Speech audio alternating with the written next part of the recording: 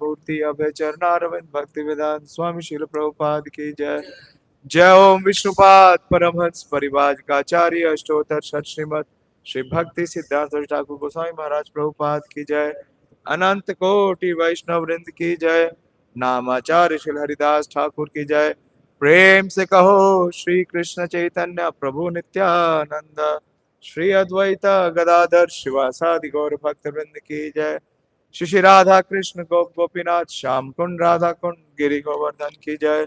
श्री वृंदावन धाम की जय। श्री मथुरा धाम की जय। नवदीप मायापुर धाम की जय। पुरुषोत्तम क्षेत्र जगन्नाथपुरी धाम की जय। गंगा माई की जय। जमुना माई की जय। तुलसी देवी की जय। भक्ति देवी की जय। शिला लोकनाथ गोस्वामी तिरुभाव तिथि महामहोत्सव की जय। श्री चैतन्य चरितामृत की जय। निताय गौर प्रेमानंदी all glories to the assembled devotees. All glories to the assembled devotees. All glories to Sri Guru and Gauranga. हरे कृष्णा। जैसा मैंने आपसे कहा कि श्रील लोकनाथ गोस्वामी पे एक प्यार है, तो वही प्यार लेंगे। उसमें श्रील प्रभुपाद जी ने अपना तात्पर्य दिया है और उस तात्पर्य के अनुरूप ही श्रील लोकनाथ गोस्वामी के जीवन को जानने का प्रयास करेंगे। जयो जयो श्री चैतन्य जयो नित्यानंद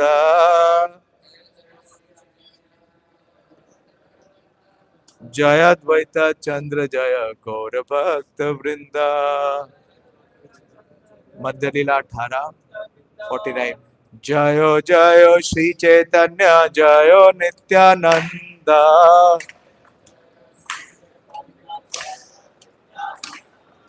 जय अद्वैत चंद्र जय गौर भक्त वृंदा। जय जयो जयो श्री चैतन्य जयो नित्यानंद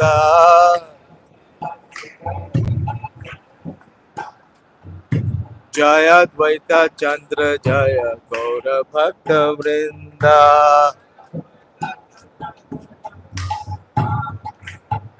संगे गोपाल भट्ट दास रघुनाथ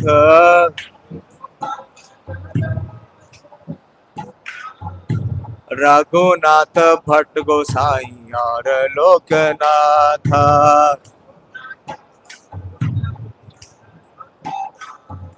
संगे गोपाल भट्ट दास रघुनाथ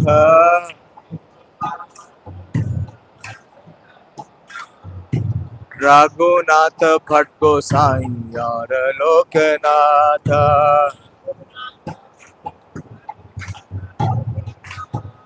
संगे गोपाल भट्ट दास रघुनाथ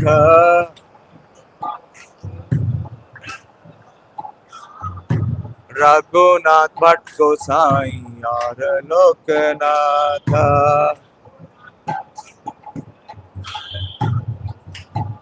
आपकी बारी। संगे गोपाल भट्ट दास रघुनाथ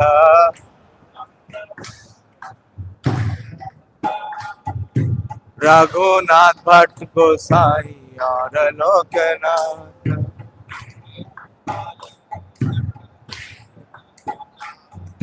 संगे गोपाल भट्ट दास रघुनाथ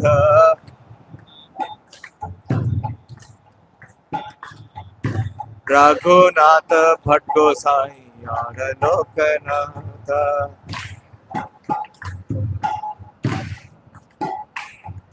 संगे गोपाल भट्ट दास रघुनाथ।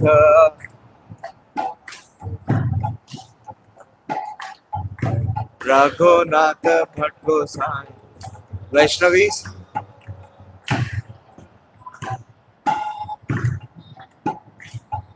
संगे गोपाल भट्ट दास रघुनाथ।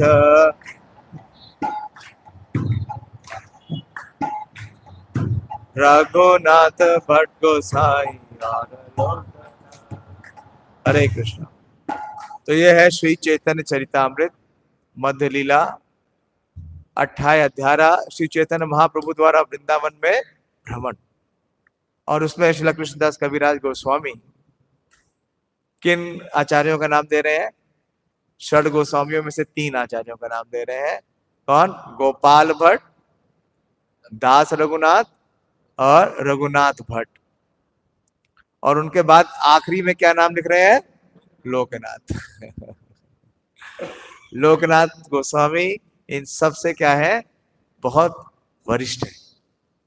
लेकिन लोकनाथ गोस्वामी ने कृष्णदास कविराज गोस्वामी को ये आदेश दिया था कि चैतन्य चरितामृत में किसका गुणगान होना चाहिए? चैतन्य महाप्रभु का, मेरा नहीं। आप देखते हैं कई बार हम ग्लोरिफिकेशन करते हैं अपने गुरु का, तो उस ग्लोरिफिकेशन में किसका ग्लोरिफिकेशन होता है? हाँ, अपना भी होता है। आपने सुना है नहीं? आप देखिए लोग व्यास पूजा की ऑफरिंग करते हैं, उसमें वो अपने को भी शामिल कर लेते हैं। हाँ, लेकिन हमें आदर्श मिलता है हमारे आचार्यों से। हाँ, हाँ, ना धनम ना जन्म ना सुंदरी कविताम व जगदीश कामये मम जन्मनि जन्मनेश्वरे भवतात भक्ति अहित की। उन्होंने कहा मेरा नाम मत लिखना, कहीं मेरा नाम मत डाल देना। आजकल नाम के लिए लोग तो फेसबुक अकाउंट बनाते हैं, ट्विटर अकाउंट बनाते हैं, यूट्यूब पे भी अपने अपने चैनल बनाते हैं। किस लिए? हाँ, नाम के लिए। लेकिन हमारे आचार्य क्या बोलते हैं? मेरा नाम नहीं आना चाहिए। तो इस प्यार में बोल रहे कविराज गोस्वामी कि जब रूप गोस्वामी, श्री रूप गोस्वामी मथुरा में रुके थे, तब उनके साथ गोपाल भट्ट गोस्वामी, रघुनाथ दास गोस्वामी, रघुनाथ भट्ट गोस्वामी और लोकनाथ दास गोस्वामी थे। तो ये बहुत विशेष घटना है। चैतन्य महाप्रभु का जो वृंदावन आगमन है वो हुआ लगभग 1515 में। और कौन से प्रयास में महाप्रभु पहुंचे वृंदावन?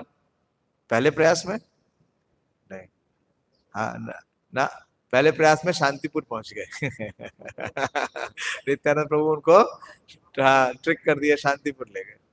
दूसरे प्रयास में कहाँ पहुंचे? हाँ, शिला रूप और सनातन गोस्वामी का उद्धार करने के लिए रामगिरी पहुंच गए। और ये तीसरे प्रयास में वो कहाँ पहुंचे? वृंदावन का भ्रमण करने। तो जब वृंदावन का भ्रमण करने के लिए महाप्रभु आए तो वो गोवर्धन भी गए। और गोवर्धन में कौन विराजते हैं? गोवर्धन के अधिष्ठाता कौन है? गोपाल, जिन्हें श्रीपाद माधवेंद्रपुरी ने गोवर्धन पर्वत के ऊपर स्थापित किया। लेकिन महाप्रभु ने बताया कि गोवर्धन और गोपाल अभिन्न है, तो गोवर्धन पर्वत पे चढ़ नहीं सकते, मर्यादा है ना, इसलिए कभी चढ़िएगा मत। हाँ, कभी भी। और उस रास्ते से मत जाइएगा जहाँ पे गोवर्धन पर्वत बिल्कुल नजदीक होता है, नहीं तो शिलाओं पे पैर चढ़ता है। तो उन्होंने क्या कहा कि कैसे दर्शन होगा भगवान का? तो भगवान गोपाल क्या करते हैं? नीचे आ गए। भगवान गोपाल अपने पर्वत, गोवर्धन पर्वत को छोड़ के नीचे आ गए। मालूम है नहीं मालूम है? हाँ, गांठुली गांव में आ गए और 3 दिन तक रुके और महाप्रभु ने उनका खूब दर्शन किया। लेकिन देखिए भक्ति रसामृत सिंधु में प्रभुपाद जी समझाते हैं कि जो कार्य भगवान करते हैं, भगवान क्या कहते हैं? जन्म कर्म च में दिव्यम। ऐसे ही उनके शुद्ध भक्तों का जन्म और कर्म भी क्या है? सब दिव्य है। तो ऐसी ही स्थिति श्री रूप गोस्वामी के साथ हुई, जो जिसका वर्णन अभी आ रहा है कि जब रूप गोस्वामी वृद्धावस्था में आ गए, लेकिन उन्हें किसका दर्शन नहीं मिला? गोपाल का। क्योंकि किसमें है, मर्यादा में लगे हुए, मर्यादा से प्रतिबंधित है, वो पर्वत के ऊपर जा नहीं सकते। तो श्रील रूप और सनातन गोस्वामी को दर्शन देने के लिए, महाप्रभु को दर्शन देने के लिए तो गोपाल 3 दिन के लिए आए थे, लेकिन श्रील रूप गोस्वामी और सनातन गोस्वामी को दर्शन देने के लिए गोपाल 1 महीने से आए। और कहां से कहां आए, गोवर्धन से गाठुली नहीं आए, गोवर्धन से मथुरा आए। और मथुरा में आके जब वो उस स्थान पे विश्राम कर रहे थे जो विठलेश्वर का मंदिर है, तो उस समय जब श्रील रूप गोस्वामी ने दर्शन किया गोपाल का, तो उसमें ये वर्णन आ रहा है कि श्रील रूप गोस्वामी के साथ जो दर्शन करने वाले भक्त थे वो कौन कौन थे। वो श्री गोपाल भट्ट गोस्वामी, रघुनाथ दास गोस्वामी, रघुनाथ भट्ट गोस्वामी तथा लोकनाथ गोस्वामी। तो अब लोकनाथ गोस्वामी के जीवन चरित्र के बारे में श्रील प्रभुपाद जी तात्पर्य में लिखते हैं, वो हम वर्णन करेंगे और फिर उसी के ऊपर चर्चा करेंगे। श्रील लोकनाथ गोस्वामी श्री चैतन्य महाप्रभु के निजी संगी थे और बहुत महान भगवत भक्त थे। वे बंगाल प्रांत के यशोहर जैसोर नाम के तालखाड़ी ग्राम के निवासी थे। पहले वो कांचनपाड़ा में रहते थे। उनके पिता का नाम पद्मनाभ था और उनका एकमात्र छोटा भाई प्रगल्भ था। श्री लोकनाथ श्री चैतन्य महाप्रभु के आदेश से वृंदावन में रहने गए थे। उन्होंने गोकुलानंद नामक मंदिर की स्थापना की। श्री नरोत्तम दास ठाकुर ने लोकनाथ दास गोस्वामी को ही अपना गुरु बनाया और वे ही उनके एकमात्र शिष्य थे। चूंकि लोकनाथ दास गोस्वामी नहीं चाहते थे कि चैतन्य चरितमृत में उनके नाम का उल्लेख हो, इसलिए इस प्रसिद्ध ग्रंथ में प्रायः उनका नाम नहीं पाया जाता। अब यशोहर स्टेशन पूर्वी बंगाल रेलवे लाइन पर बांग्लादेश में है। रेलवे स्टेशन से बस द्वारा सोनाखली जाना पड़ता है, वहां से खेजुरा जाना होता है, फिर वहां से पैदल या बरसात में नाव से तालखाड़ी गांव पहुंचा जा सकता है। आज भी इस गांव में लोकनाथ गोस्वामी के छोटे भाई के वंशज रह रहे हैं।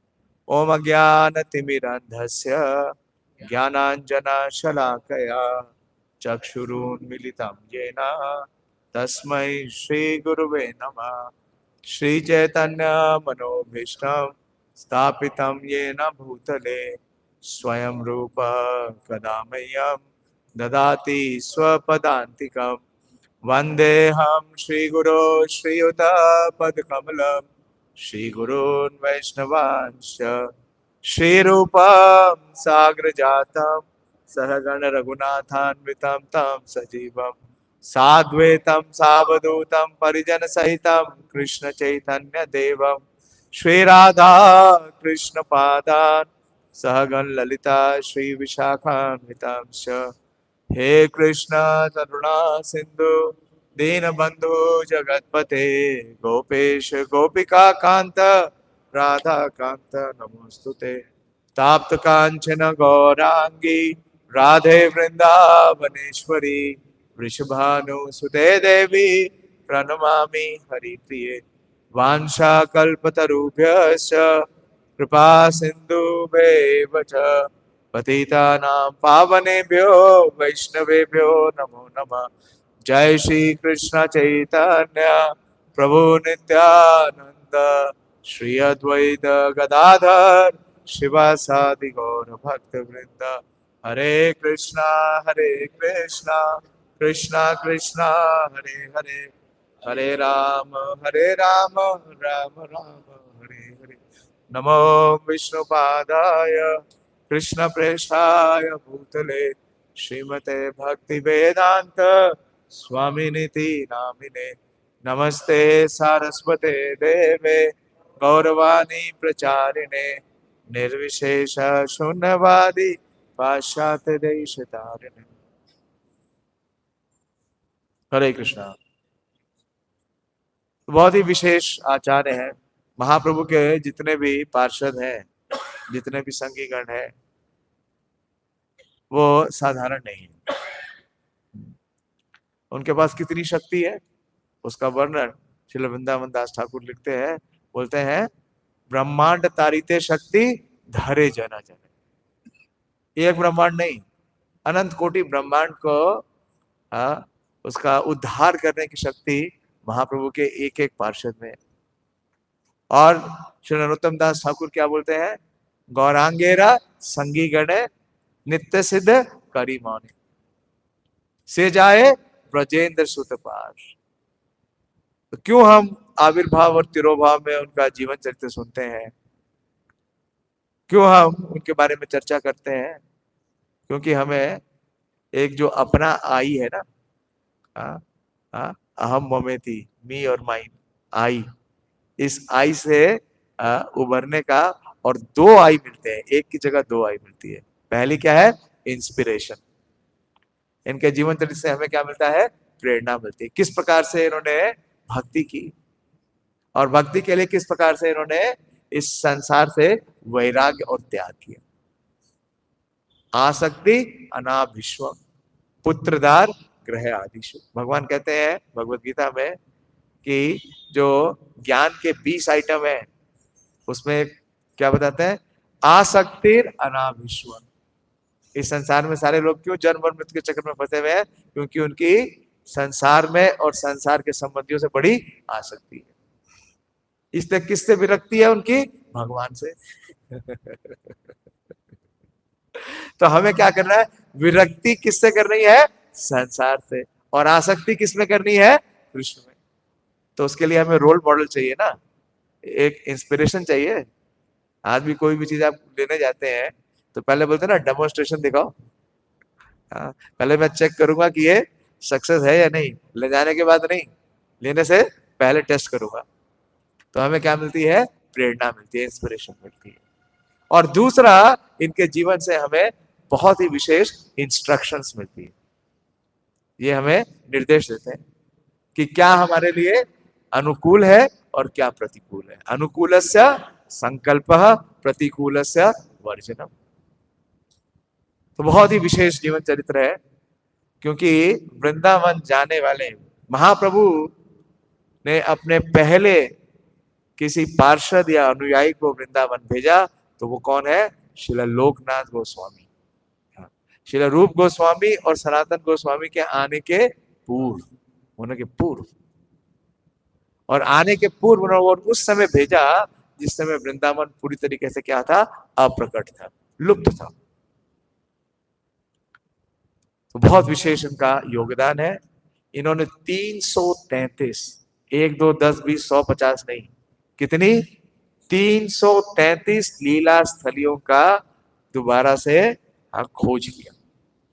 कहां पे? ब्रज में। इतना बड़ा योगदान कोई जानता भी नहीं। हम लोग चले जाते हैं, ये बरसाना है, ये नंदगांव है, ये राधा कुंड है। महाप्रभु ने केवल 2 लीला स्थलियों का उद्घोष किया, राधा कुंड और श्याम कुंड, लेकिन और किसी को नहीं ढूंढा। बाकी सब किसके लिए छोड़ो, वो भी कितना मुश्किल से ढूंढा। हाँ, कितने मुश्किल से ढूंढा, क्योंकि वहां पे उस समय ब्रजवासी भी नहीं थे। हाँ, पूरी तरीके से अप्रकट था। क्यों? क्योंकि मुगलों का साम्राज्य, ना तो विग्रह थे, ना कोई मंदिर था, ना विग्रह था, ना ही ब्रजवासी थे, ना भक्त था, केवल क्या था? जंगल। और ऐसी अवस्था में श्री चैतन्य महाप्रभु ने, और महाप्रभु ने सन्यास भी नहीं लिया था।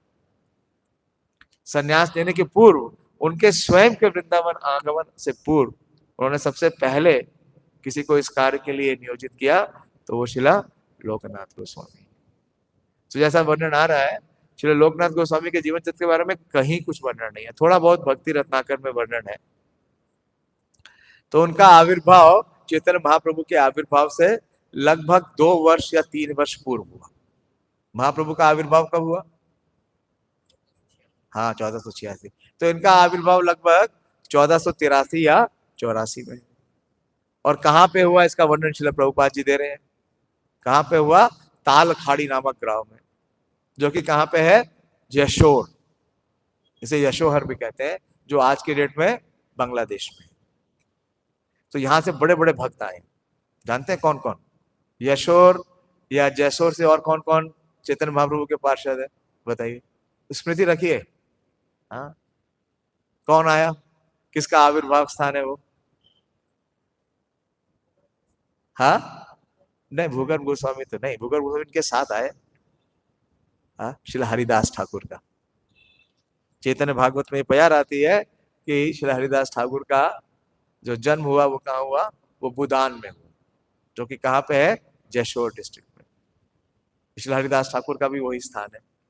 और शिल रूप और सनातन गोस्वामी का भी आविर्भाव का स्थान जो है वो जयशोर डिस्ट्रिक्ट है।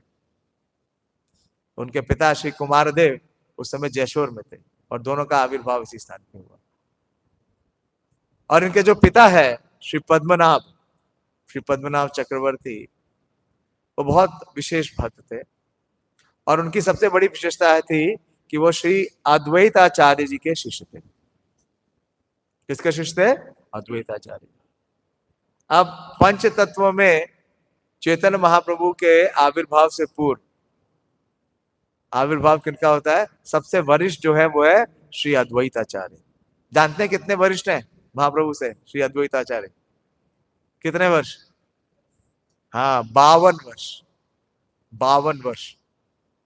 और उसके बाद श्रीवास ठाकुर, वो कितने वरिष्ठ हैं?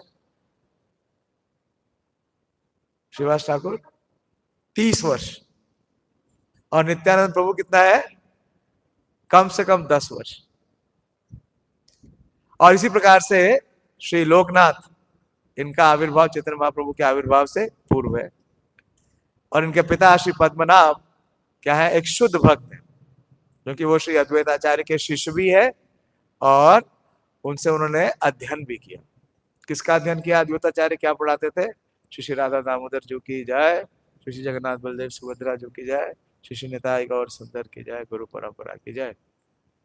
अद्वैताचार्य क्या पढ़ाते थे? श्रीमद् भागवतम। नहीं, वो तो उपहास कर रहे थे द्वैतवाद नहीं पढ़ाते थे। अगर वो द्वैतवाद पढ़ाते तो महाप्रभु का आविर्भाव ही नहीं होता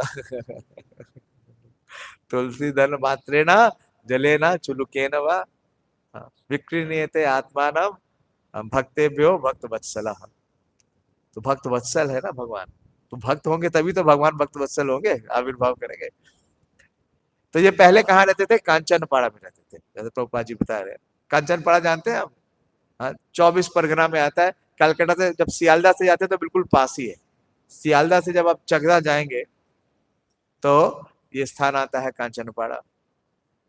तो पहले श्री पद्मनाभ चक्रवर्ती वहां निवास करते थे और वहां से वो अद्वैताचार्य जी की पाठशाला में थे। कहाँ पे? नवद्वीप में। महाप्रभु के आविर्भाव से बहुत पहले की बात है। और उनकी जो माता है सीता देवी, दोनों ही अनन्य भक्त थे। और जब चैतन्य महाप्रभु का आविर्भाव हो गया तो उनके प्रेम से अप्लावित थे।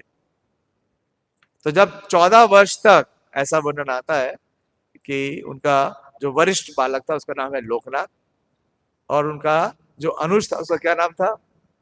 ध्यान से सुनिए, अनुज का नाम बताया मैंने, क्या था? प्रगल्भ। प्रगल्भ लिखा है, तात्पर्य में लिखा है प्रगल्भ, लिखा होगा। हाँ। तो जब ये 14 वर्ष तक हुए तो 14 वर्ष तक इनका अध्ययन इनके पिता की पाठशाला में होता था। और इनके पिता ने इन्हें पारंगत कर दिया। बोले इस लोक में जो भी कुछ जानने योग था वो सब शिक्षा आपको दे दी। अब आपको इस लोक के बाहर की शिक्षा देने के लिए कहाँ जाना चाहिए? नवद्वीप।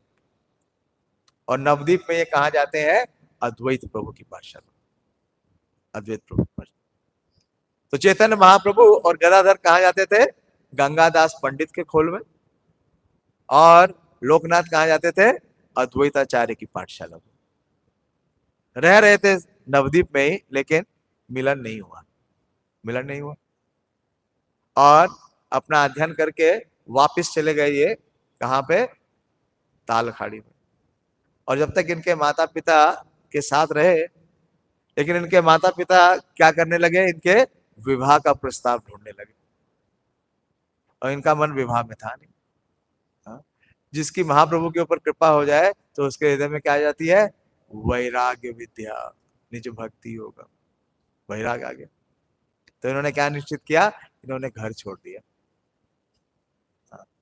पिक्चरों में भी दिखाते हैं घर छोड़ दिया, लेकिन किसके लिए छोड़ते हैं? युवक युवती के साथ भागने के लिए ऐसा नहीं, इन्होंने घर किसने छोड़ा? ताकि युवती के साथ ना रहना पड़े। मतलब वैराग्य, भगवान की सेवा करने के लिए। और वो दौड़ के आते हैं कहाँ से? ताल अखाड़ी से, जशोर से और नवद्वीप। ये है 1509 की लगभग की बात। चैतन्य महाप्रभु ने सन्यास नहीं लिया था, लेकिन सन्यास लेने वाले थे। तो जब ये नवद्वीप पहुंचे तो ये ढूंढते हुए पहुंच गए महाप्रभु के स्थान पे। महाप्रभु का उस समय जो भाव था वो निमाई पंडित का था, एक बहुत प्रख्यात विद्वान का। लेकिन उनका भक्ति आंदोलन शुरू हो गया था, तो वो अपने पार्षदों के साथ, गदाधर के साथ और मुकुंद के साथ और मुरारी गुप्त के साथ चर्चा कर रहे थे। और जैसे ही उन्होंने देखा लोकनाथ आए हैं, तुरंत वो चर्चा बंद कर दिए, उठ गए और महाप्रभु आगे उनका आलिंगन करने के लिए गए। और महाप्रभु का दर्शन पाते ही लोकनाथ क्या करते हैं? साष्टांग प्रणाम करते हैं। और जैसे ही प्रणाम करके उठते हैं, महाप्रभु उनका आलिंगन करते हैं और बोलते हैं, लोकनाथ मेरे बंधु, मैं कब से तुम्हारी राह देख रहा था। ये कृष्ण की बड़ी कृपा है कि उन्होंने दो बिछड़े हुए बंधुओं को मिला दिया। ऐसा आप देखते हैं कि प्रभुपाद जी के जीवन में भी हुआ। श्री राधानाथ स्वामी महाराज कहाँ थे? पंडाल में 10,000 लोगों के बीच में बैठे हुए, 10,000 लोगों के बीच में। हाँ, और बड़े बड़े बाल, बड़ी बड़ी दाढ़ी, एक योगी के वेश में। और प्रभुपाद जी ने अपने शिष्य को बोला कि जाओ और उसको मेरे पास ले आओ, और बैठा दिया अपने पास। जैसे भक्ति सिद्धांत सरस्वती ठाकुर से प्रभुपाद जी पहली बार मिले तो क्या बोला भक्ति सिद्धांत सरस्वती ठाकुर ने कि चैतन्य महाप्रभु का जो संदेश है उसका प्रचार करने के लिए तुम पाश्चात्य देश जाओ, तुम योग्य हो, तुम जानकार हो, तुम ये कार्य कर सकते हो। तो ऐसे नित्य परिषदों का ऐसे मिलन होता है। ऐसे ही भक्ति चारू महाराज से जब पहली बार प्रभुपाद जी मिले और उनको पता चला कि ये बंगाली है, प्रभुपाद जी ने उन्हें तुरंत क्या कहा कि मेरी जितनी पुस्तकें हैं उनका सबका बंगाली में तुम अनुवाद कर दो।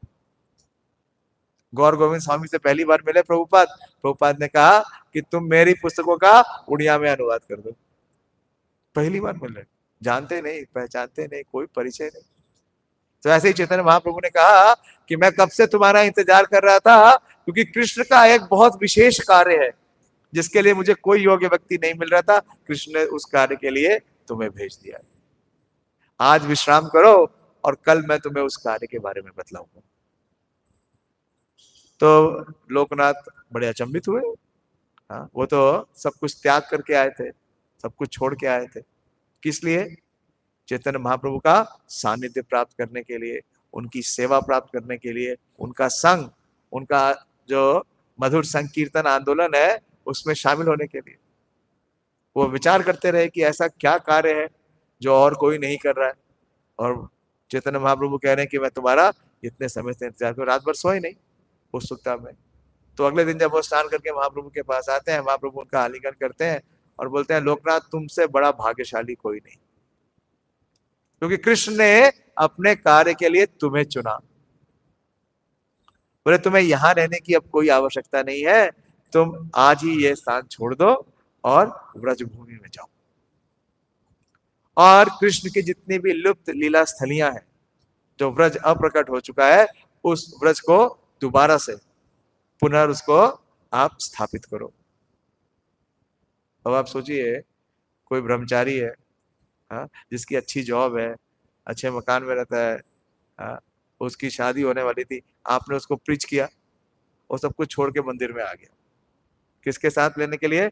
अपने काउंसलर का संग लेने के लिए। और जैसे ही वो आया, उसको काउंसलर ने कहा कि नहीं नहीं नहीं, यहाँ नहीं रखूंगा मैं तुमको, अभी एक नया मंदिर कहीं बन रहा है अंदर इंटीरियर में, वहां चले जाओ अपना बैग लेके। कैसा लगेगा उसको? कैसा लगेगा? हाँ, वो भाग जाएगा। तो वज्रपात हुआ, आघात हुआ लोकनाथ जी के हृदय में, और वो बोलने लगे कि प्रभु मुझसे क्या भूल हो गई, मुझसे क्या अपराध हो गया जो आप मुझे इतना कठोर दंड दे रहे हैं। मैं तो आपके इस संकीर्तन आंदोलन में सेवा करने के लिए, आपका संग पाने के लिए यहाँ आया था, लेकिन आप तो मुझे अपना वियोग दे रहे हैं, मुझे अपने से दूर कर रहे हैं। लेकिन चैतन्य महाप्रभु ने समझाया, अरे नहीं, तुम्हें मैं वो स्थान दे रहा हूं जो मेरा हृदय है। तो महाप्रभु क्या बोलते हैं, अन्योरा मन मन मोरा मन वृंदावन, मने मने एक करी मानी। बोलते हैं अन्यों का मन, हाँ, वो और उनका मन अलग है, लेकिन मैं और मेरा मन एक है, क्योंकि मेरा मन क्या है, वृंदावन। तो मैं तुम्हें अपना हृदय दे रहा हूं, अपना मन दे रहा हूं। और वृंदावन कौन सा स्थान है, वृंदावन परित्यजे पाद एकम न गच्छति। मैं तुम्हें कृष्ण का स्थान दे रहा हूं। ऐसे ही श्रील प्रभुपाद जी ने जब जयप्रदा का स्वामी महाराज को बुलवाया और उनको कहां भेज दिया, मायापुर। और क्या बोलते हैं कि मैंने तुम्हें चैतन्य महाप्रभु का धाम दे दिया, अब तुम इस धाम को क्या करो, विकसित करो। I have given you the kingdom of God, now you develop it. तो इस प्रकार से उन्हें समझाया और आदेश दिया कि कृष्ण नाम, कृष्ण प्रेम और कृष्ण भक्ति प्रवर्तना, लुप्त लीला स्थल उद्धारिक। दो इंस्ट्रक्शंस दिया कि जितनी भी लुप्त लीला स्थलियां हैं ब्रज की, उन सबको जाकर के खोजो और क्या करो, अपना गहन भजन करो। तो वृंदावन जाने का जो गंतव्य है, सबसे पहले पार्षद को भेज रहे हैं चैतन्य महाप्रभु, और उन्हें क्या निर्देश दे रहे हैं कि वहां जाके गहन भजन करना, भजन की स्थली है वृंदावन। तो इस प्रकार से उनको आदेश मिला, तो बहुत व्याकुल थे। तो उसी सभा में गदाधर थे ही, और गदाधर के शिष्य श्री भूगर्भ भी साथ ही में थे, समीप में थे। तो भूगर्भ गोस्वामी ने देखा कि इतनी वेदना हो रही है लोकनाथ को, अभी आए ही हैं, जस्ट आके पहला मिलन ही हो रहा है और इसी में आदेश मिल रहा है। तो उन्होंने कहा कि इस कठिन कार्य के लिए ये अकेले नहीं जाएंगे, इसमें मैं इनका सहयोगी बनूंगा, इनकी सहायता करना चाहता हूँ। तो चैतन्य महाप्रभु से उन्होंने कहा कि अगर आप अनुमोदित करें तो लोकनाथ गोस्वामी के साथ मैं भी इस कार्य में उनका सहयोग करने जाऊंगा। तो महाप्रभु ने कहा कि मुझे तो कोई आपत्ति नहीं है, लेकिन अपने गुरु गदाधर से पूछ लो। खैर दोनों आते हैं, और वास्तव में ये दोनों क्या है, ये दोनों कृष्ण लीला में अंतरंग सखी है। लोकनाथ गोस्वामी कृष्ण लीला में क्या है, मंजूलाली, मंजूलाली मंजरी है। और भूगर्भ गोस्वामी कौन है, नंदन मुखी या प्रेम मंजरी। और ये दोनों बड़ी अंतरंग थी, तो दोनों का फिर से साथ हो गया, चैतन्य महाप्रभु ने दोनों का साथ कर दिया और ये ब्रज में आ गए। तो ब्रज में आने में 3 माह लगा, नवदीप से आने में 3 माह लगा। पहले ऐसा आज का तो सुविधा था नहीं कि हम ट्रेन में बैठ के आ जाएं या फ्लाइट में आ जाएं या गाड़ी या बस कर लें। कैसे आना पड़ा, पैदल आना पड़ा, और किन भीड़ स्थानों से आना पड़ा, जंगलों से आना पड़ा। तो पहले मथुरा में आए, कुछ दिन मथुरा में वास किया, और फिर ये पहुंच गए ब्रज में। लेकिन ब्रज तो था ही नहीं, क्योंकि ब्रज क्या था, जंगल। ब्रजवासी भी नहीं थे, कुछ जंगली लोग थे, आदिवासी जो रह रहे थे। उनसे कुछ पूछते, वो कुछ नहीं बता पाते। कई दिन ऐसे ही ठोकरे खाते रहे। लेकिन जहां भी जाए वहां पे केवल घना जंगल, कोई मंदिर नहीं, कोई विग्रह नहीं, कोई स्थानीय निवासी नहीं। जो स्थानीय निवासी वो सब आदिवासी। तब इन्होंने वृंदा देवी से प्रार्थना करनी शुरू की, क्योंकि वृंदावन की अधिष्ठात्री कौन है, हमें मार्ग प्रशस्तित करिए। बोले क्यों, आपने भगवान की सारी लीला स्थलियों को क्या कर दिया है, लुप्त कर दिया। तो आपकी अगर कृपा होगी तो हम लीला स्थलियों को देख सकेंगे और जान सकेंगे। तो इस प्रकार से कई दिनों तक बहुत प्रयास करते रहे, और कुछ कुछ स्थान इन्होंने ढूंढने शुरू किए। तो एक बार ये ऐसे ही ढूंढते ढूंढते एक स्थान पे आए, जो कि खादीर वन में है। वृंदावन में कितने वन है, 12 तो वन है और कई उपवन है। हाँ। तो खादीर वन में आए। खादीर वन कहाँ है, जब आप छाता से जाते हैं ना बरसाना, तो वहां पे एक वन है, उसका नाम से कहते हैं छत्रवन। और छत्रवन में एक स्थान है जिसे कहते हैं उमराव गांव, और उस उमराव गांव में एक बहुत विशेष कुंड है जिसका नाम है किशोरी कुंड। तो किशोरी कुंड के तट पे ये प्रार्थना कर रहे थे और ये विचार कर रहे थे कि एक भी विग्रह है नहीं, तो कैसे उपासना करूं। महाप्रभु ने कहा कि इनको निर्देश दिया कि जो भक्ति है उसका आदर्श स्थापित करना। तो बोले कि अगर भगवान का विग्रह होगा तो मैं कुछ उपासना कर सकूंगा, उनकी सेवा कर सकूंगा। ये विचार कर ही रहे थे। तो उसी समय एक ब्राह्मण प्रकट हो गया और उसके हाथ में एक बड़ा छोटा सुंदर भगवान का विग्रह, और वो विग्रह उन्होंने उनके हाथ में दे दिया और बोले ये राधा विनोदी लाल जी है। कौन है? श्री राधा विनोदी लाल। राधा विनोदी लाल जी का साइज बिल्कुल उतना ही जितना राधा रमन। दर्शन किया है आपने? हाँ, जयपुर में है। जयपुर में राधा विनोदी लाल जी है और बहुत मुस्कुराते रहते हैं। विनोदी लाल का मतलब है विनोद। वो हमेशा मुस्कुराते रहते हैं। तो राधा विनोदी लाल जी का विग्रह उनके सामने आ गया और वो ब्राह्मण प्रकट हो गया। तो विचार करने लगे कि ऐसा कैसे, कि मैंने हृदय में जैसे ही ये भावना आई कि भगवान का एक विग्रह होना चाहिए ताकि मैं उनकी सेवा कर सकूं, तो भगवान प्रकट हो गए। तो विनोदी लाल जी बोलने लगे। विनोदी लाल जी ने बोला कि लोकनाथ, ब्राह्मण के रूप में मैं स्वयं ही आया था और तुम्हारे प्रेम और समर्पण से मैं बहुत प्रसन्न हूं और तुम्हारी सेवा स्वीकार करना चाहता हूं। और बोले मुझे बड़ी भूख लगी है, मेरे लिए कुछ प्रबंध करो।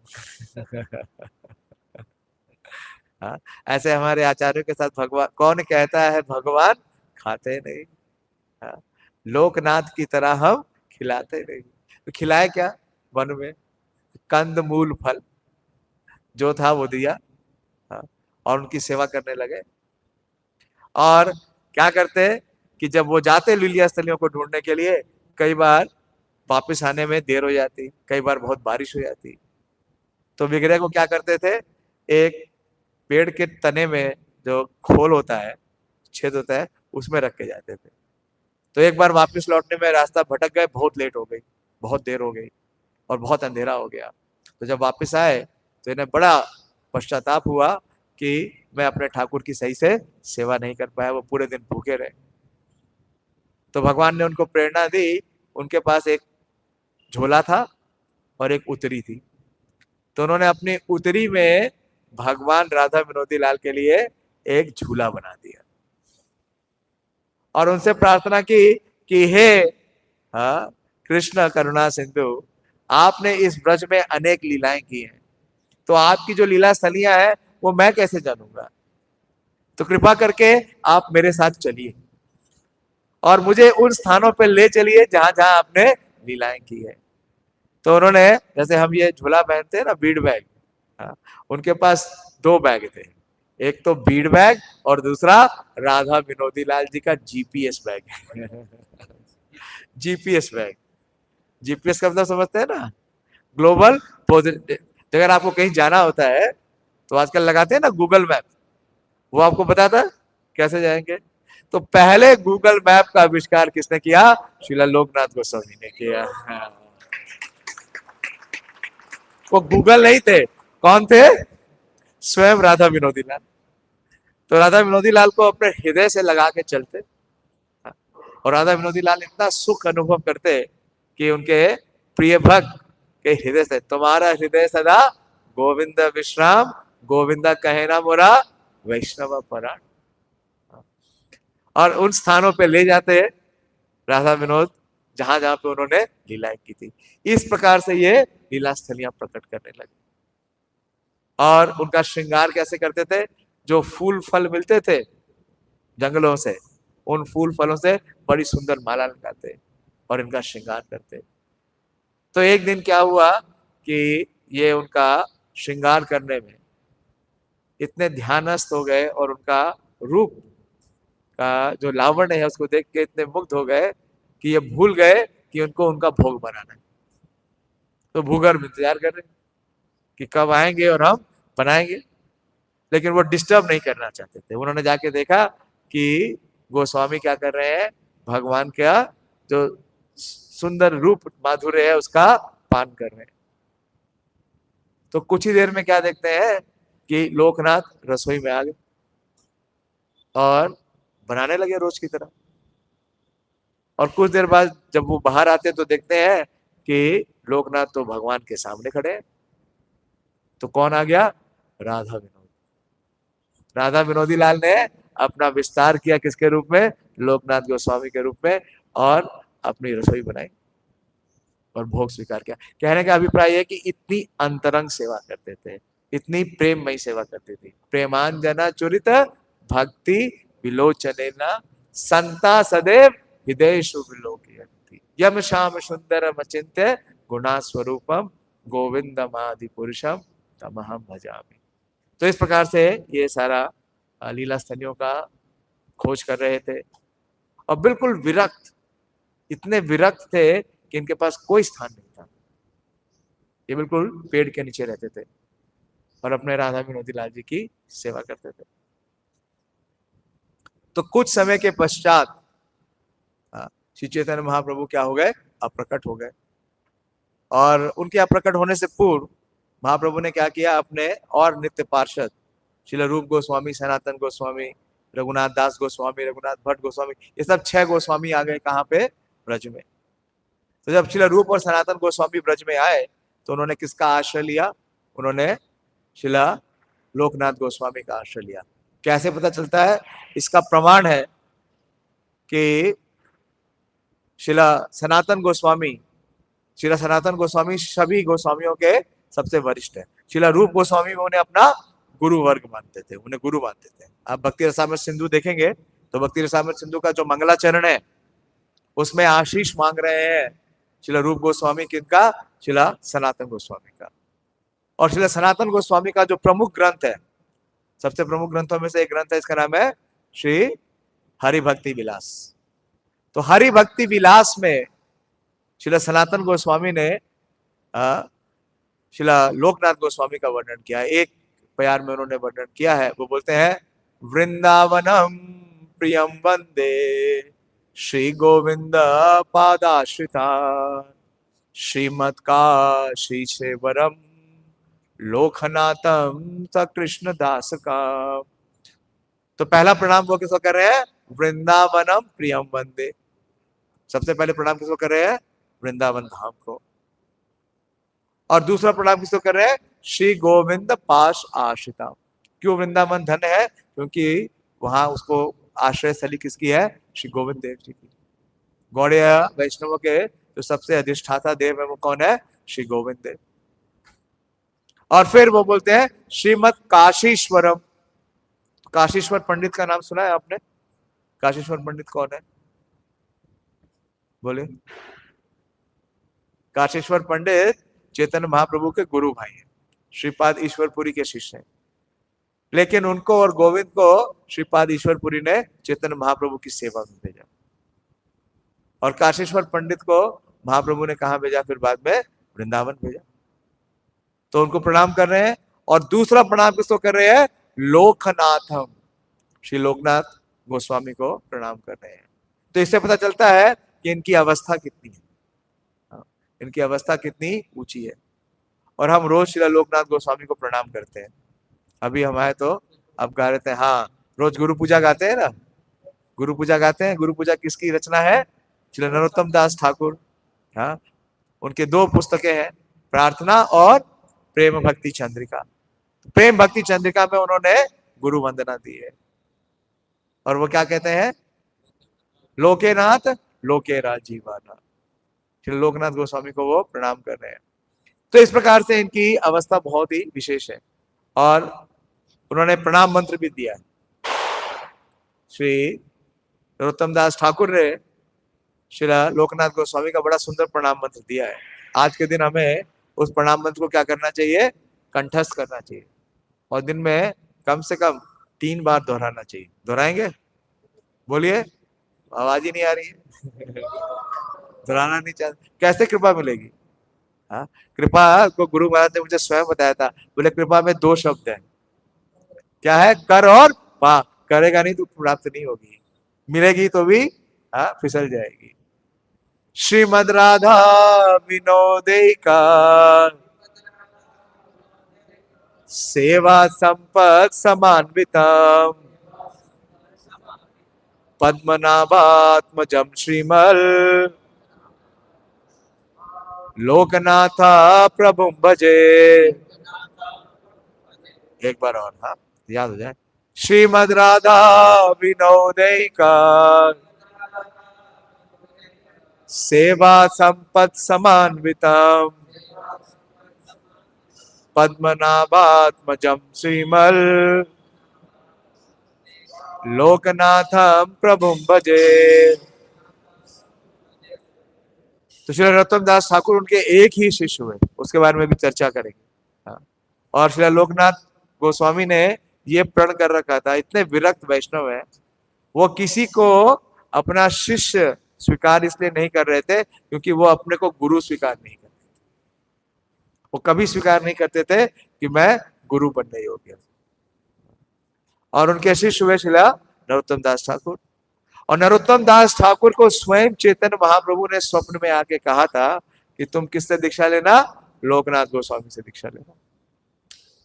और महाप्रभु ने उनके आविर्भाव से पूर्व, देखिए नरोत्तम दास ठाकुर कौन है।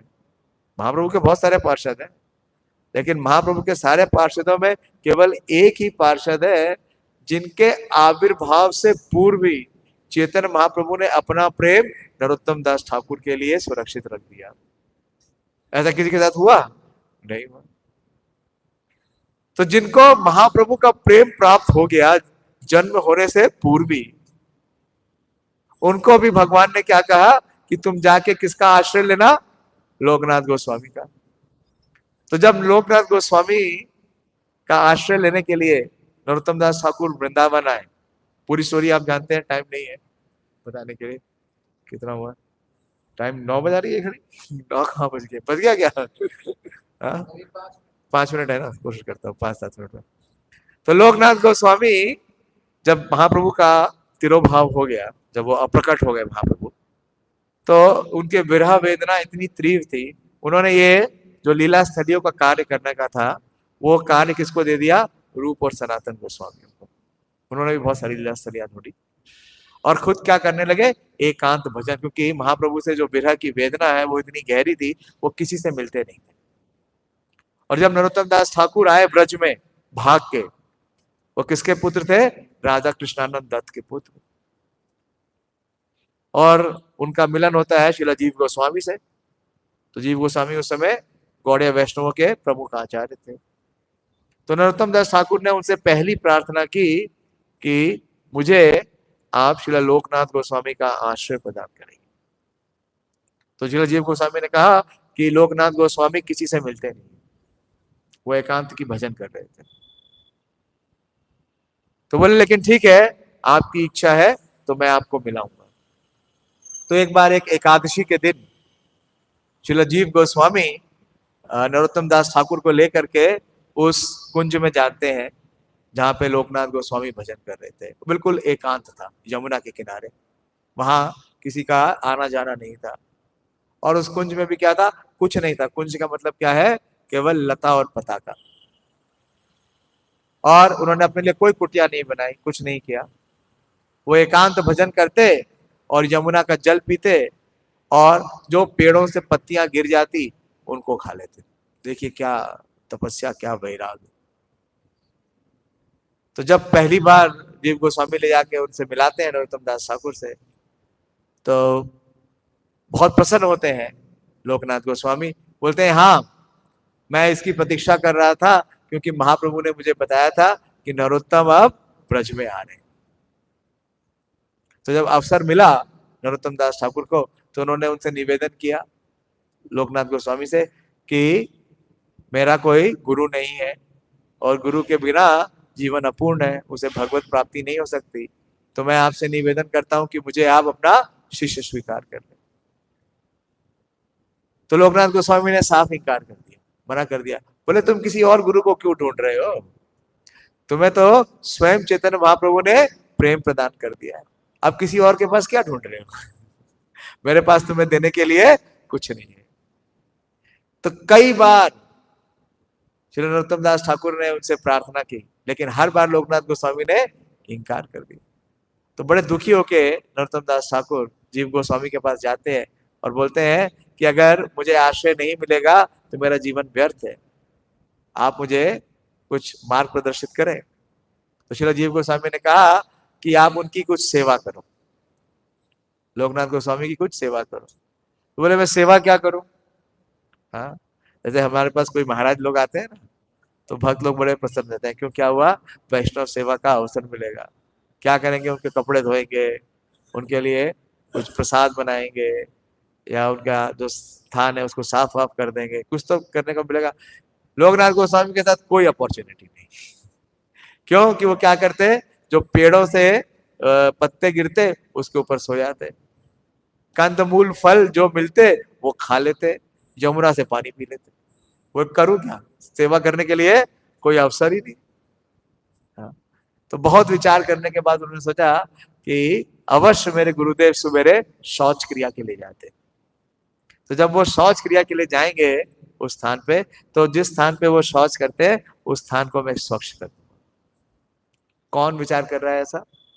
नरोत्तम। नरोत्तम एक साधारण बालक नहीं है, क्या है, राजकुमार।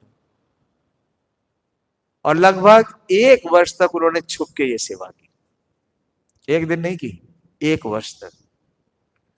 और लोकनाथ गोस्वामी ने उन्हें एक दिन पकड़ लिया, और जब पकड़ लिया तो बहुत कुपित हुए। बोले तुमको किसने कहा ये कार्य करने के लिए?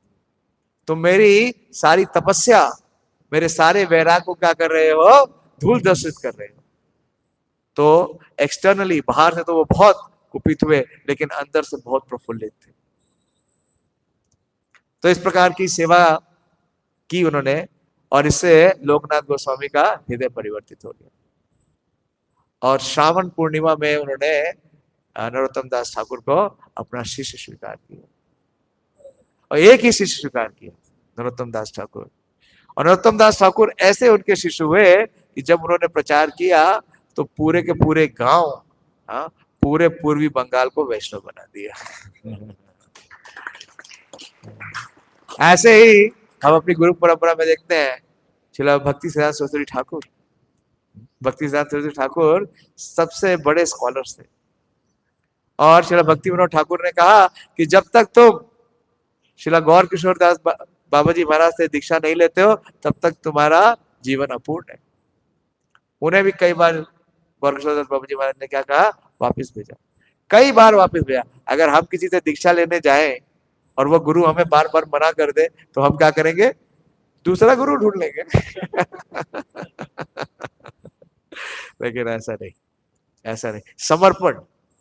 हाँ, जो गुरु के पास जाने का मतलब क्या है कि अपनी जो मिथ्या अहंकार है उसका नाश करना। गुरु का मतलब क्या है, वो हमारी फॉल्स ईगो को कट करते हैं। तो इस प्रकार से उनका दीक्षा हो गया, एक ही शिष्य। और फिर लोकनाथ गोस्वामी भजन करते हैं, हाँ, बहुत ही गहन भजन करते।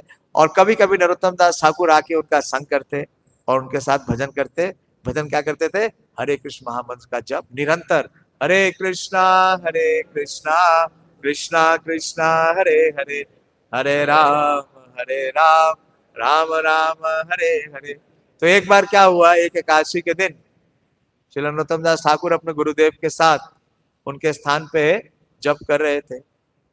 तो वहां पे एक यात्री आ गया, और वो यात्री बहुत प्यासा था और राह भटक गया। तो उसने पहले लोकनाथ गोस्वामी को अप्रोच किया, लेकिन लोकनाथ गोस्वामी अपने भजन में इतने सिद्ध थे, इतने मग्न थे कि उन्हें कुछ सुनाई नहीं दिया। तो वो यात्री फिर कहाँ आता है, नरोत्तम दास ठाकुर के पास, और उनसे बोलता है कि मुझे थोड़ा जल मिल जाएगा क्या? और नरोत्तम दास ठाकुर क्या करते हैं, उसे थोड़ा जल दे देते हैं। और ये सब जब वार्ता होने लगी तो ध्यान भग्न हो गया किसका, लोकनाथ गोस्वामी का। तो लोकनाथ गोस्वामी बड़े कुपित हुए नरोत्तम दास ठाकुर के ऊपर। बोले कि जब तुम भजन कर रहे थे तो तुम्हें कुछ और भी सुन रहा था, हा? मुझे तो उसकी बातें सुनी नहीं, तुम्हें सुनाई दी। तो उन्होंने उनको डांटा और बोला कि तुम भजन के योग्य नहीं। थोड़े समय बाद जानवा माता आती है ब्रज में, और वो श्रील जीव गोस्वामी से मिलती हैं। और बताती हैं कि बंगाल में महाप्रभु के प्रकट होने के बाद उनके जितने पार्षद हैं वो सब विरह वेदना से इतने पीड़ित हैं कि कोई प्रचार नहीं कर रहा। और प्रचार नहीं करने से क्या हो रहा है, जो सहजियावाद है या जो स्मार्ट है या जो शाक्त है उनका प्रभाव हो गया है। तो पूरा बंगाल क्या हो चुका है, दूषित हो चुका है। तो आप अपने कुछ ऐसे भक्तों को भेजिए जो जाके महाप्रभु की जो शिक्षा है उसको दोबारा पुनर्स्थापित कर सके। तो उन 3 महापुरुषों में जिनका सिलेक्शन हुआ, श्री श्रीनिवास आचार्य, श्यामानंद पंडित और नरोत्तम दास ठाकुर। तो देखिए वैराग्य शिला लोकनाथ गोस्वामी का, उनका एक ही शिष्य था। हाँ? और वो इतनी वृद्धावस्था में थे और उसको भी जीव गोस्वामी ने क्या कहा कि इनको मैं भेजना चाहता हूं बंगाल प्रचार करने के लिए। तो तुरंत ही श्रीला लोकनाथ गोस्वामी ने कहा कि अनुमति है। और लोकनाथ गोस्वामी ने कहा कि गुरुदेव मैं आपसे एक अनुदान चाहता हूं कि साल में एक बार मैं वापस ब्रज में आ सकूं और आपकी सेवा कर सकूं। और लोकनाथ गोस्वामी ने मना कर दिया, बोला नहीं ऐसी कोई आवश्यकता नहीं है। आप जाइए और महाप्रभु के कार्य को करिए। तो इस प्रकार से का बहुत ही वैराग्य विद्या, वैराग्य का है बहुत प्रधान। वास्तव में जिसके जीवन में जिसका भगवान से प्रेम है और विशेष रूप से चैतन्य महाप्रभु गौर निताई से प्रेम है, तो कैसे पता चलेगा प्रेम है, कि उसका संसार से क्या हो जाएगा, वैराग्य हो जाएगा। जिस पर चैतन्य महाप्रभु की कृपा हो गई है उसका संसार से क्या है, वैराग्य। वैराग्य विद्या निज भक्ति योगम शिक्षा तमेव पुरुषा पुराणम। चैतन्य महाप्रभु की यही शिक्षा, और इसी शिक्षा का प्रचार वो कैसे करते हैं, सांगो पांगार पार्षदम, अपने पार्षदों के द्वारा। तो बहुत बड़ा योगदान है। हम सब लोग वृंदावन जाते हैं, इन स्थानों पे भ्रमण करते हैं। ब्रज के जो इतने वन है, उपवन है, वो सब देन किसकी है, श्रील लोकनाथ गोस्वामी और भूगर्भ गोस्वामी की। और इनका भजन इतना विशेष है, निरंतर भजन करते थे। और इतनी विरक्ति, क्योंकि इनकी किसमें आसक्ति है, चैतन्य महाप्रभु। तो उनके जीवन से हम देखते हैं। और इनका प्रेम किसका था, अपने डीटीज के प्रति। गुरु महाराज ने लिखा, परम पूज्य गोपाल कृष्ण गोस्वामी महाराज ने, कि मेरी संपत्ति क्या है, मेरे डीटीज। यहां भी यही लिख रहे हैं, सेवा संपत्ति समान्वितम। कौन है उनकी सेवा संपत्ति समान्वितम, श्रीमद राधा विनोदेकम। तो देखिए हमारे गुरु महाराज कितना फॉलो कर रहे हैं इन महान पूर्ववर्ती आचार्यों को। महाराज ने लिखा कि मेरी जो संपत्ति है वो क्या है, वो मेरे डीटीज है, और तो कोई संपत्ति है नहीं। तो इस प्रकार से इनका बहुत ही अद्भुत जीवन चरित्र है और इनका बहुत बड़ा योगदान है। ना सिर्फ इन्होंने हमें ब्रज धाम दिया, इन्होंने हमें श्री नरोत्तम दास ठाकुर दिए। नरोत्तम दास ठाकुर के भजन हम रोज गाते हैं, वो भी किनकी देन है, शिला लोकनाथ गोस्वामी के। और आज के दिन इनका तिरोभाव हुआ लगभग 1588 में। तो लंबा समय इन्होंने व्यतीत किया कहाँ पे, ब्रज में, और भगवान श्री कृष्ण की एकांत की भक्ति की। ठीक है, तो ये इनके जीवन से हमें इतनी प्रेरणा मिलती है कि किस प्रकार से भगवान की सेवा और भजन और भगवान के कार्य के लिए, भगवान कार्य के लिए इन्होंने क्या किया, भगवान का संग भी छोड़ दिया। भगवान की 2 प्रकार से गुरु की सेवा होती है, वाणी और वपु। और इन्होंने अपने जीवन चरित्र से भी दिखाया कि अपने शिष्य को क्या कहा, जाओ और प्रचार करो। तो पूरे जीवन भर इन्होंने चैतन्य महाप्रभु का जो निर्देश है उसका पालन किया और अपने शिष्य श्री नरोत्तम दास ठाकुर से भी वही कार्य कराया। कभी भी उन्होंने कोई स्वामित्व का भाव का जरा भी समावेश नहीं किया, बहुत ही विरक्त वैष्णव। ऐसे शिला लोकनाथ गोस्वामी के चरणों में मेरा बारंबार प्रणाम है। शिला लोकनाथ गोस्वामी तिरुभाव तिथि महामहोत्सव की उपस्थित सभी भक्त वृंद की जय। निताई गौर प्रेमानंदे। हरि हरि बोल। हरे कृष्ण। किसी का कोई प्रश्न है तो पूछ सकते हैं, अगर कोई प्रश्न है जिज्ञासा है तो।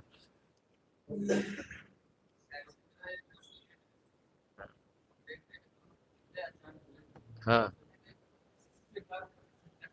हाँ हाँ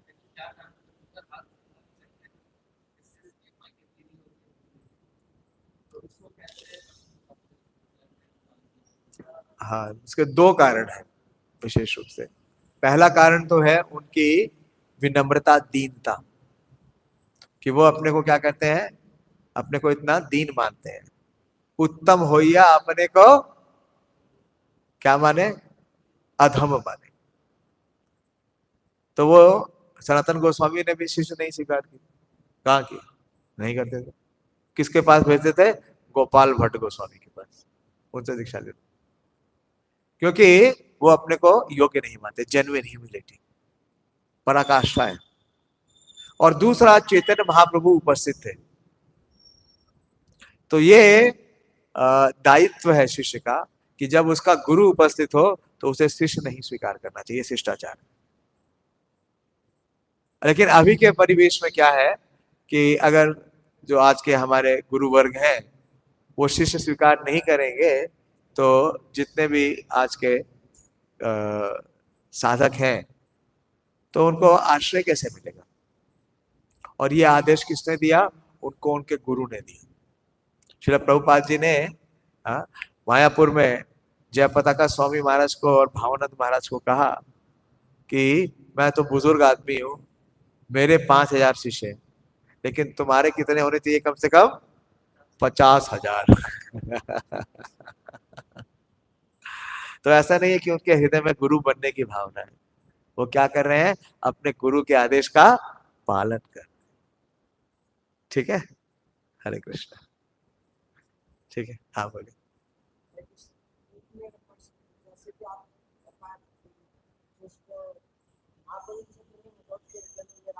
हाँ हाँ, महाप्रभु से प्रेम कैसे होगा। हाँ, महाप्रभु किससे प्रसन्न होते हैं, महाप्रभु किस लिए आए थे, देखो। हाँ, मैंने वो वाली प्यार बोली, महाप्रभु आए थे, हाँ, चारि भाव भक्ति दिया ना चाइमु त्रिभुवन, कि महाप्रभु किस लिए आए थे, चिराद अदितम निज गुप्त वित्तम स्वप्रेम नामामृतमति उदारम ए पामरायो विदितार गौरा कृष्ण जनेभ्योस्तमहं प्रपद्ये। चिराद अदितम निज गुप्त वित्तम, चिरकाल से ना अदितम, जो दिया नहीं किया। कृष्ण भी जब आए तो उन्होंने ब्रज भक्ति दी क्या, ब्रजवासियों के अलावा किसी को ब्रज भक्ति दी क्या, मथुरा वालों को मिली, द्वारका वालों को मिली, और किसी को मिली नहीं मिली। भगवान ने क्या रखी थी, कंडीशन। क्या कंडीशन रखा, सर्वधर्मानि परित्यज्य मामेकम शरणम व्रज। लेकिन महाप्रभु ने कोई कंडीशन नहीं की, कोई कंडीशन नहीं की। और क्या देने के लिए आए थे, वही ब्रज प्रेम। कौन प्रेम, नहीं, ब्रज प्रेम। हाँ, जो प्रेम की क्या है, पराकाष्ठा, श्रीमती राधा रानी का प्रेम। इसलिए कह रहे शिला सनातन गोस्वामी और कविराज गोस्वामी लिख रहे हैं सनातन शिक्षा में, मध्यलीला का 23वां अध्याय है, उसका पहली बयान है कि चिराद अदितम, कि जो चिरकाल से कभी दिया ही नहीं गया, वो क्या है, निज गुप्त वित्तम, जो कि गुप्त रखा गया। और क्यों क्यों गुप्त रखा गया, क्योंकि वो बहुत वैल्यूबल है। वो क्या है, स्वप्रेम नामामृतम अति उदार, उनका प्रेम। अभी आप उनका प्रेम, स्वप्रेम, और वो प्रेम कैसे दे रहे हैं, नाम के अमृत के रूप में। इसलिए उनको क्या बोला श्री रूप गोस्वामी ने, नमो महावदान्याय कृष्णा प्रेम प्रदाय, अति उदारम। तो उस प्रेम को देने के लिए चैतन्य महाप्रभु आए। तो हम जितना सावधानी से हरि नाम करेंगे और अपराधों से बचेंगे तो निश्चित रूप से हम महाप्रभु को प्रसन्न करेंगे और उनका प्रेम प्राप्त करेंगे। इसलिए आप देखिए, हमारे गुरुदेव कोई भी लेक्चर हो उसमें ये उनका इंस्ट्रक्शन हमेशा रहता है कि क्या करना है, आपको सावधानी पूर्वक जप करना, संख्या पूर्वक नाम गान नत भी श्रेणीम सदा तुच्छव। अभी हमने बताया ना कि जब नरोत्तम दास ठाकुर लोकनाथ गोस्वामी के साथ नाम जप कर रहे थे तो उन्होंने उस यात्री की बात सुन ली, तो लोकनाथ गोस्वामी क्या हो गए, कुपित हो गए। बोले जब तुम नाम सुन रहे हो तो कुछ और कैसे सुन सकते हो, लेकिन हम तो नाम कब सुनते हैं, सब कुछ और सुनते हैं। जो हमारा मन बोलता है हम तो वही सुनते हैं। नाम सुनते हैं क्या? नाम नहीं सुन पाते। हाँ, तो ये हमें क्या करना पड़ेगा? आप प्रयास करना पड़ेगा, अथक प्रयास। भजनते माम दृढ़ावता। ठीक है। हाँ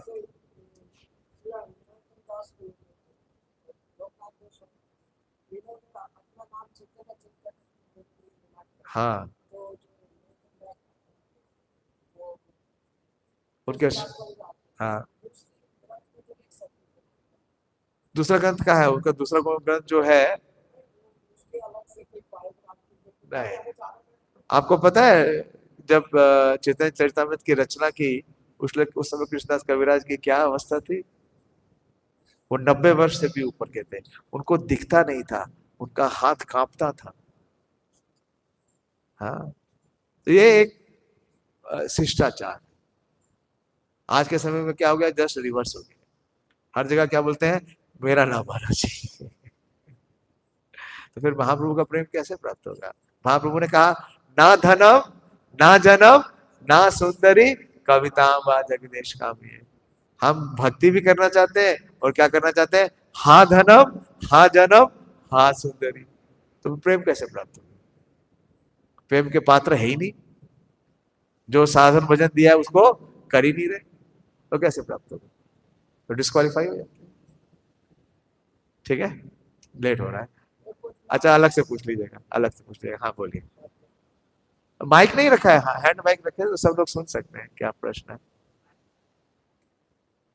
उपयोग करिए ना। जब आपके पास रिसोर्स है तो उसका उपयोग करिए।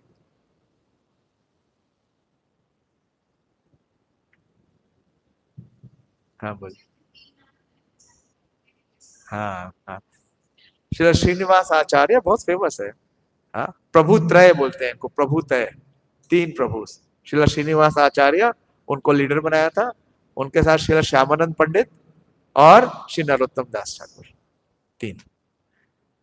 ठीक, इन तीनों का तिरुभाव हम बनाते हैं। श्रील श्रीनिवास आचार्य का भी बनाते हैं। श्यामानंद पंडित का तिरुभाव होता है स्नान यात्रा के अगले दिन, उस दिन श्रील श्यामानंद पंडित का तिरुभाव होता है। और श्री श्रीनिवास आचार्य का भी हम तिरुभाव मनाते हैं। उस दिन कुछ और उत्सव भी साथ में आते हैं। तो सुनिए, इसलिए सुनना चाहिए। अगर आप वैष्णवों का आख्यान सुनते हैं, उनका जीवन चरित्र सुनते हैं, तो कृष्ण बहुत ज्यादा प्रसन्न होते हैं। हाँ, ऐसा श्रीमद् भागवतम में कई श्लोक हैं जिसमें भगवान ये बोलते हैं कि मुझसे ज्यादा आप किसके बारे में सुनो? मेरे भक्तों के बारे में सुनो। आप देखिए, पहले 9 स्कंद में भगवान का वर्णन कितना है? किनका वर्णन है? भगवान के भक्तों का वर्णन है। ठीक है, उससे क्या होगा? हमारा जो हृदय है वो निर्मल होगा, शुद्ध होगा, तब हम भगवान को जान सकेंगे। ठीक है, बस समाप्त करूंगा। बहुत बहुत धन्यवाद, और फिर से आपका विशेष आभार अवसर प्रदान करने के लिए श्री लोकनाथ गोस्वामी का। हाँ, क्योंकि लोकनाथ गोस्वामी से हमारा बड़ा विशेष संबंध भी है। हाँ, ये हम सबको अगर उन्होंने ब्रज भूमि नहीं दी होती तो हम जाते कहाँ। हाँ, नहीं नहीं, वो भी बहुत विशेष है। श्रील गोपाल भट्ट गोस्वामी, बहुत सारे आचार्य बहुत ही विशेष है, बहुत मधुर है। ठीक है, धन्यवाद। श्री चैतन्य चरितामृत की जय। श्री लोकनाथ गोस्वामी तिरुभाव तिथि महामहोत्सव की जय। निताई गौर प्रेमानंदी। हरि हरि बोल। हरे कृष्ण।